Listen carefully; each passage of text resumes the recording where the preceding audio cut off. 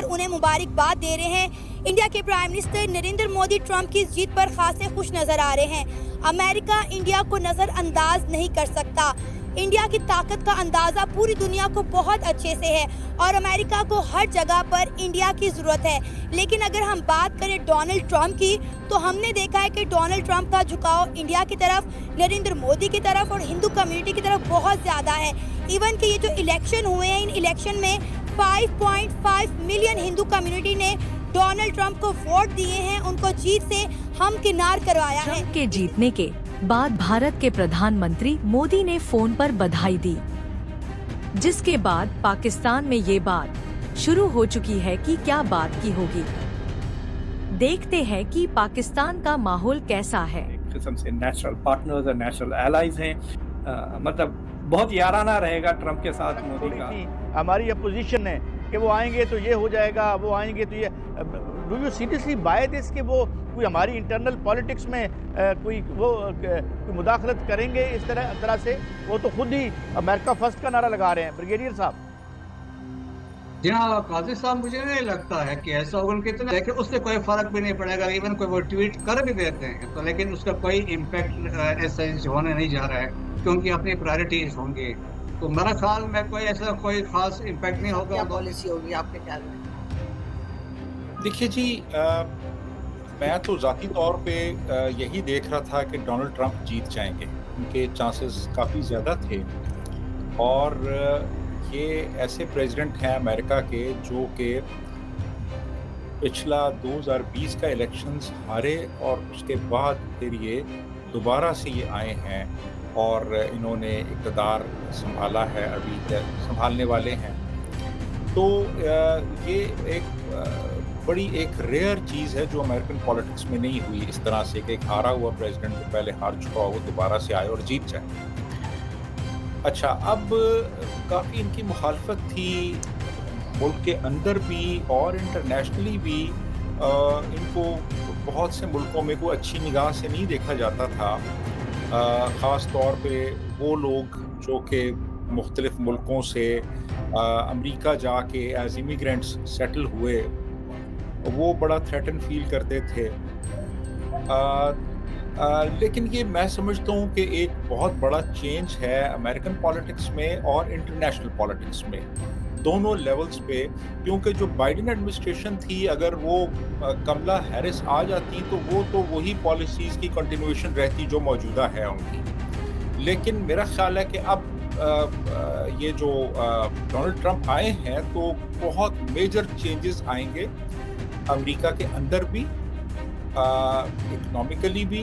वो काफ़ी बड़े स्टेप्स लेंगे ट्रेड और कॉमर्स के हवाले से और टैरिफ के हवाले से और टैक्स कट्स के हवाले से और एक तरह का क्रैक डाउन करने के हवाले से ब्यूरोक्रेसी पे और उनकी डीप स्टेट पे। तो दूसरी तरफ जो फॉरेन पॉलिसी होगी वो भी खासी उनकी एक मैं समझता हूँ कि ज़ोरदार किस्म की होगी और ख़ास तौर पे पाकिस्तान जैसे मुल्कों के लिए, जो कि हम अभी उनके इक़्तिदार में आने के बाद ऑब्ज़र्व करेंगे। 20 जनवरी 2025 को वो हल्फ उठाएंगे और फिर उनकी जो पॉलिसीज़ हैं वाज़े तौर पे वो देखने में हमें नज़र आएंगी। जी आरजू। बिल्कुल सर, ऐसा ही है। लेकिन साथ साथ जो इमिग्रेंट्स हैं, ख़ास तौर पे इलीगल इमिग्रेंट्स के अलावा जो लोग लीगल तरीके से भी गए हैं और जिन्हें अभी तक वहाँ का पासपोर्ट नहीं मिला या एक तरह से वहाँ के सिटीज़न नहीं बने अमेरिका के, आपके ख्याल में उनके लिए कितनी मुश्किलें आ सकती हैं? देखिए जी, उन्होंने तो एक तरह से बहुत एक सख्त स्टांस लिया है इमिग्रेंट्स के हवाले से। बल्कि उन्होंने यहाँ तक कहा है कि जो इमिग्रेंट्स यहाँ पे आते हैं उनके जो बच्चों को ऑटोमेटिकली अमेरिकन पासपोर्ट मिल जाता है। ये जो पॉलिसी है इसको भी हम रिव्यू करेंगे। मैक्सिको से एक मैसिव इन्फ्लक्स होता रहा है इमिग्रेंट्स का, इलीगल इमिग्रेंट्स, उस पे भी वो क्रैक डाउन करेंगे। ना सिर्फ क्रैक डाउन करेंगे बल्कि मैस डिपोर्टेशंस का भी उन्होंने अंदिया दिया कि वो लोग जो गैर कानूनी तौर पे अमेरिका में आए हैं उनको हम डिपोर्ट करेंगे, यहाँ से वापस भेजेंगे। और दूसरे मुल्कों से जो आए हैं फिर यकीनन उनके लिए भी यही पॉलिसी इख्तियार की जाएगी। तो उनका खासा सख्त स्टांस है इमिग्रेंट्स के हवाले से, ख़ास तौर पे इलीगल इमिग्रेंट्स, यानी जो गैर कानूनी तौर पे अमेरिका में आए हैं और अमेरिकन इकॉनमी पे एक बर्डन है, उनके हवाले से तो सख्त पॉलिसी होगी। जी आशु सर, इमरान खान के लोग काफ़ी उम्मीद में हैं कि अगर डोनाल्ड ट्रंप आ गया, जिस वक्त इलेक्शन नहीं हुए थे तब से कहा जा रहा था कि वो आ गए तो फिर इमरान खान को वो जेल से बाहर ले आएंगे। क्या अब आपको लगता है कि अमेरिकन प्रेसिडेंट के लिए इमरान खान को इम्पोर्टेंस रखते हैं कि वो उनके लिए यहाँ पर कोशिश करेंगे? नहीं, बिल्कुल नहीं। देखिए, अमेरिका में बहुत से एडवोकेसी ग्रुप्स हैं, बहुत से पीटीआई के सपोर्टर्स हैं। अमेरिका में पाकिस्तानी डॉक्टरों की एक पूरी एसोसिएशन है अपना के नाम से, और उनमें मेजॉरिटी उन लोगों की है जो कि सपोर्टर्स हैं इमरान खान के। तो उन्होंने अपने इलाके में जाके अपने जो रिप्रेजेंटेटिव्स हैं और जो हाउस ऑफ रिप्रेजेंटेटिव्स के जो मेंबर्स हैं अमेरिकन कांग्रेस के, या जो सेनेटर्स हैं, उनको उन्होंने खासा इन्फ्लुएंस किया। इसी इन्फ्लुएंस के नतीजे में एक रेजोल्यूशन भी पास हुआ।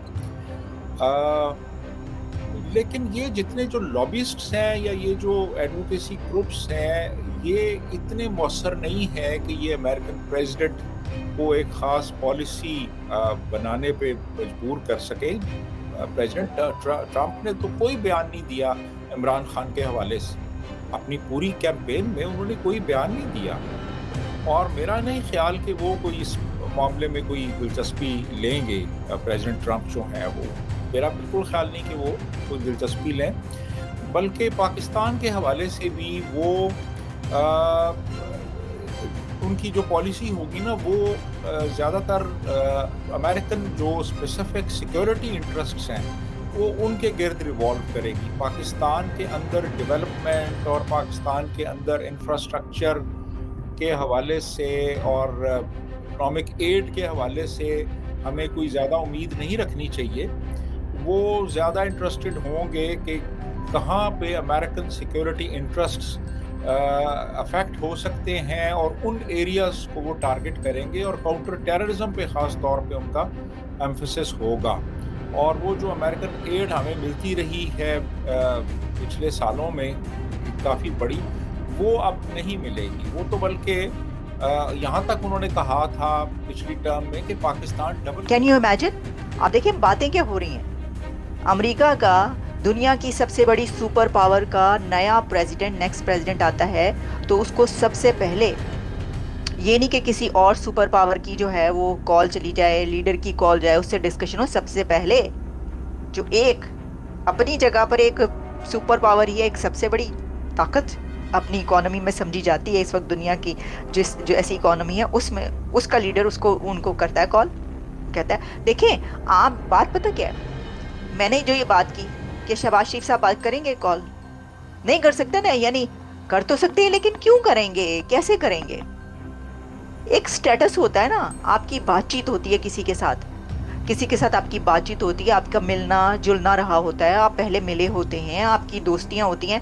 भाई देखे ना, ट्रंप तो मोदी को ये कह रहा है कि whole world loves PM Modi, और फिर उन्होंने कहा कि he told PM Modi that he considers him and India as a true friend, adding that PM Modi is one of the first world leaders he spoke to after his victory.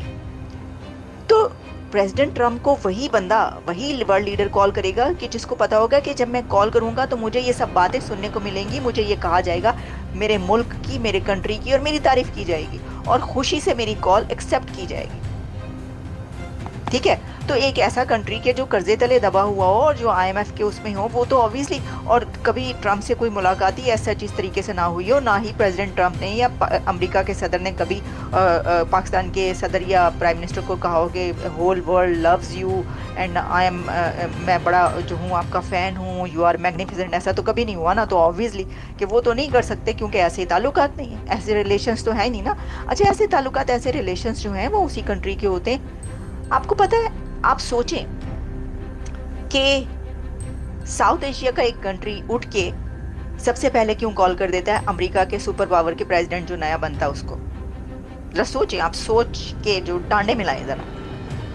वो इसलिए करता है कि वो अपने आप को किसी पावर से कम नहीं समझते। वो इस पावर से वो इकोनॉमी में वहां पर है जहां पे पूरी दुनिया के फाइनेंशियल इंस्टीट्यूशंस उनकी तारीफ करते हैं। तो वो इसलिए धड़ल्ले से कॉल करते हैं। उन्होंने की है जी, मोदी साहब ने कॉल की है ट्रम्प साहब को और बातें हुई हैं, लंबी चौड़ी बातें हुई हैं। अच्छा, क्या क्या बातें हुई हैं मैं उसे दिखाती हूँ, फिर आगे कुछ और उस पर भी बात करते हैं। इसके बहुत सारे डायनामिक्स हैं।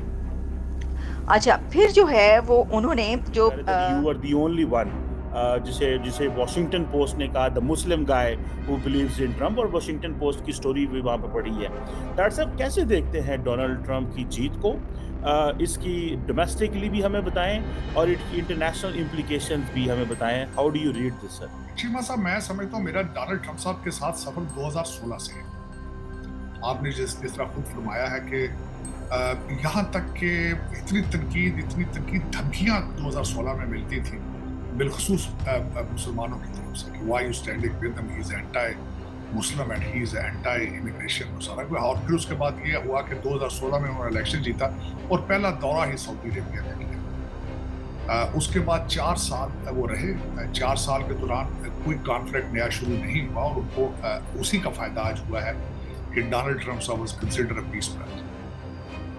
तो उसके बाद एक नैरेटिव बिल्ड किया गया कि कैमला हैरिस, जो कि द मोस्ट अनसक्सेसफुल और अनपॉपुलर वाइस प्रेसिडेंट थी, वो एक सियासी कू के जरिए उनको लाया गया, उनके सामने बाइडन को हटाया गया। काफी डेमोक्रेटिक वैल्यूज की धज्जियां उड़ाई गई, लेकिन उसके बावजूद फिर नैरेटिव बिल्ड किया गया कि शी इज 49, 47, 39, 37। तो बिल्कुल नेक टू नेक एक चीजें की गई। मैं मुसलसल इस चीज का शोर करता रहा कि डोनाल्ड ट्रम्प साहब अगर एक भी लफ्ज ना बोले, उनको हराना इम्पॉसिबल है, क्योंकि जो बाइडन हैरिस की अपना 4 साल का जो रैकेट है वो इतना बदतरीन है कि दुनिया आज तीसरी आलमी जंग के धाने पर खड़ी। उसके बाद